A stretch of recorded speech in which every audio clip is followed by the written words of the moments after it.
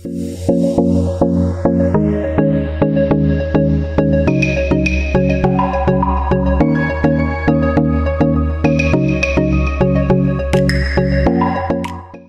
my name is Dr. David Kariuki, the Chief Executive Officer at the Kenya Medical Practitioners and Dentists Council.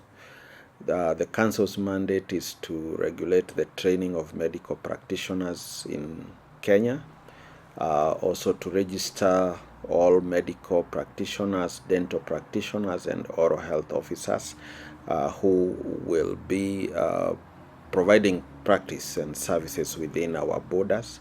We also license them annually, medical practitioners, dental practitioners, oral health officers. We also register and license foreign trained medical doctors who are of Kenyan origin. We also register and license foreign doctors who would want to practice in Kenya for short, medium, or long-term duration. We also have the mandate to regulate the registration and licensing of health institutions. These are facilities that provide health services to the public in Kenya. Well, the vision of our council, as rightly said, is to be an efficient, effective, and world-class health regulatory body. And we do intend to achieve this by having professional staff dealing with our clients on a timely and effective manner. Since we serve the whole country, we also plan that most of our services will also be devolved. Now that Kenya is in a devolved system of governance, we are planning to open regional offices, at least 8 across the country, to be able to increase our presence at the counties and be closer to the people that we serve. We also intend to increase our workforce so that we are able to serve our clients faster. We have recently started having all our services online, and we are pushing to have all our services online in the near future, so that doctors, practitioners who would want to register can do so online from across the country and across the world. Health institutions that would want to be registered and licensed to also be able to get to us faster and sooner. We also have services around the discipline and ethics cases that we would want people to lodge online and reach us to be able to handle these cases faster. We also intend to continue building the capacity of our staff to be able to handle our clients more efficiently. As a Chief Executive Officer, I would want to also let our people know that I'm a specialist doctor, an obstetrician gynecologist by training, and I have provided services for the last 20 years, both as a general practitioner and as a specialist doctor. And during this period, I have understood and know that we always work within our code of practice and code of conduct. We want to let our doctors know that the council has the necessary procedures that they need to undertake, and we will be bringing awareness to them throughout through our website, having documents placed in our website, having various engagements with them to keep awareness among them on the code of practice and scopes of their practice, to be able to provide the necessary services within the professional realm of service delivery. We also would keep awareness that in the event that a case is brought to the council, we will work together with their peers to ensure that all our doctors continue providing professional services. The council has a set of code of practice for handling discipline cases, and this starts with the filing of the complaint by the person who was served against either the doctor or the health institution where they were served from. Once the council received this, we have a department for ethics and disciplinary, where the cases are looked at, and the speciality that is involved is confirmed. After that, we get specialists in that line to look at the file and give an opinion on whether there is merit in the case, after which we get a panel of doctors to sit and determine whether the merit and demerits of the case, whether the client was right or the right treatment had been provided and there is no case. Now, as you hear that is a long process. Sometimes may take a short while, sometimes may take a bit long. Reasons why sometimes it may take long are based on that sometimes the client at the point of lodging the case may not have provided all the information. And so the council's team keep getting back to them to provide the information that is needed to be able to fully determine the case. Sometimes some of the specialties do not have very many specialists in the country, and so we have to get them out of their busy schedules to come and help us look at the files of those cases. Sometimes when the institutions where the patients or the clients were served from may take long to provide the information that has been asked for, including the patient's files, the statements from staff who had dealt with the patient. So as a council, we have put in measures to ensure that cases are cleared much faster by ensuring that we receive all the information from the patients who have lodged cases with us, that from the beginning they give us all the information that is required.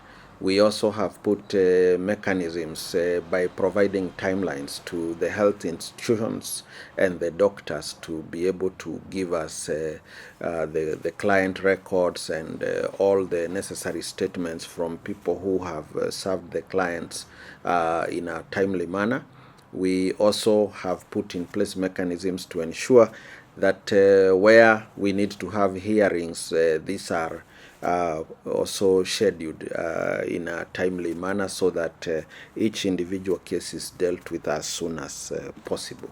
And we endeavor to also increase the staffing within our discipline and ethics unit to ensure that more cases can be handled faster than we are currently doing. One of the mandates of the council is to regulate health institutions in the country. By health institutions, we mean health facilities which are clinics, hospitals, medical centers, nursing homes, both public and private. We have currently over 10,000 facilities across the country. And one of the major issues that we get sometimes because of challenges in access to healthcare, you may get some facilities that have not registered with us, and others have not continued to get their annual licenses. So one of the ways that the council is supporting health providers and the public is by having the regional offices to ensure that our compliance officers are able to visit the health facilities across the country to be able to ensure that they are registered and they are also licensed.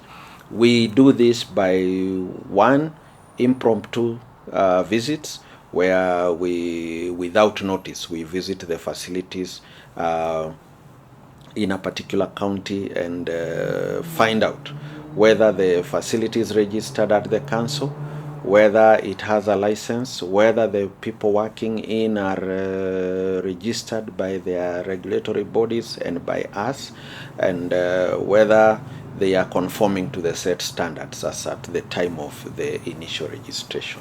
So we are working together with the county governments and even other arms of government like the national government administrative arm through the security, so that where we find that there is an unregistered facility and unregistered providers, we even get to arrest and have them have the law take its course in those cases. We have been providing our services guided by the strategic plan, which we now have been having the strategic plan 2018 to 2022.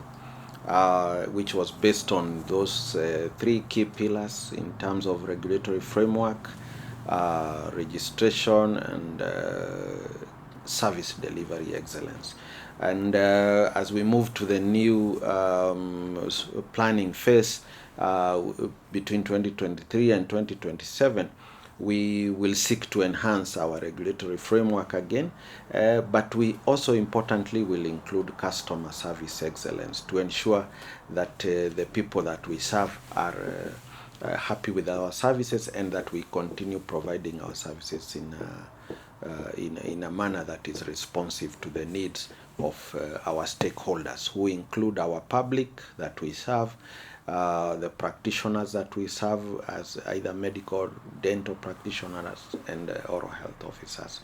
We will seek to also support government in its quest to achieve universal health coverage across the country by ensuring that we have the right quality health workforce and also the right and well-distributed health facilities across the country. So this will be our major focus in the coming years. There are many Kenyans who seek services outside of the country for various reasons.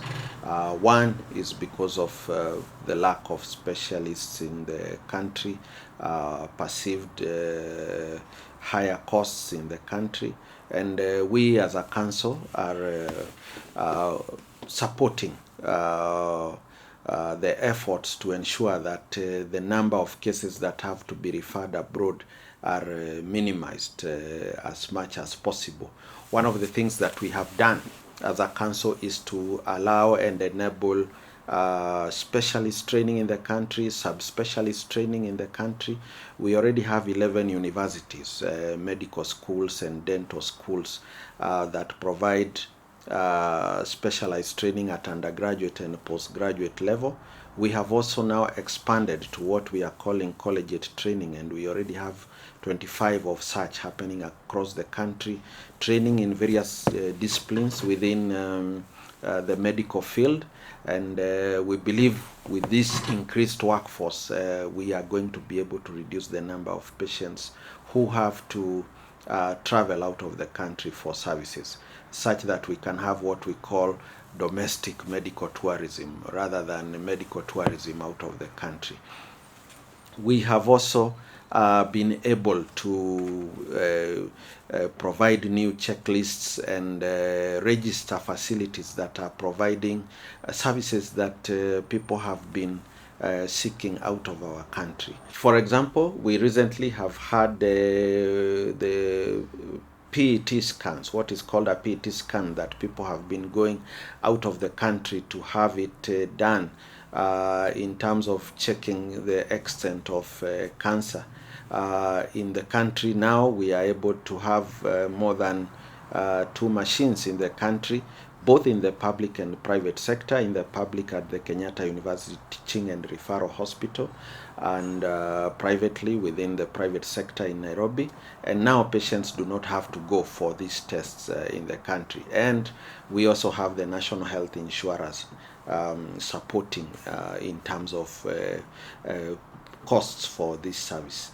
We also have an increased number of what we call kidney transplant services in the country compared to previously, where we have even clients from across the East African region visiting our country for such services. We've had recent cases reported from the Moi Teaching and Referral Hospital, a national hospital, also at the Kenyatta National Hospital, and providing regions centers of excellence for the East African region for specialized cases being conducted in the country. We also have recently registered and licensed a facility for bone marrow transplant in the country. And with all this and many more that are to come, we believe that the cases of people wanting to travel abroad for treatment are going to reduce. And the council is working very hard to support the facilities by ensuring that they have conformed to the minimum set standards before we allow them to start, so that we get success in all the cases that will be undertaken. One thing that we would want our people and clients to know is that the Kenya Medical Practitioners and Dentists Council is one of the regulatory bodies within the health sector. So within the sector, we have other regulatory bodies that handle other matters that are outside our council mandate of regulating and the training and practice of medical practitioners. So we have, for example, a regulatory body that deals with the nursing profession, another dealing with the pharmacy profession, and similar other bodies. And because our focus is on the Kenyan citizen, we have to work with all these regulators to ensure that ultimately the Kenyan citizen gets the quality of service that they need by us working together. So in ensuring that this is achieved, we do have regular interactions with other regulatory bodies to ensure that the Kenyan citizen gets the service they need. And even beyond the health sector, we work with other sectors in the country, like the education sector, for purposes of ensuring quality training in our universities. The national government administration, for ensuring that we have enough security for the citizens to be able to access healthcare. Therefore, the council endeavors to continue working with all regulatory agencies to ensure that Wanjiko, as we are called, gets the quality of service that they need when they need them. As we provide services to the citizens, the council in the year 2013 developed the Patients' Rights Charter, and we are endeavoring to continue providing awareness on the patient's rights through various forums. The document is available on our website. We also will be having, public awareness campaigns through our Twitter handle, through television, through shows, and through various forums that we will be able to interact with the Kenyans to be able to tell them about their rights, what they need to have when they get to a facility, the information that needs to be passed to them, where to ask questions from if they have a question, and the council partners with them to ensure that all these questions are answered. But as they also provide and have the right to information, the right to a good diagnosis, and the right to access to information to the best treatment options that are available to them, they also have an obligation to provide the right information for all those decisions to be made amicably. We actually take this to be a partnership and not a patient-doctor relationship. It's a partnership for the best in terms of the wellness of every person that is receiving healthcare services.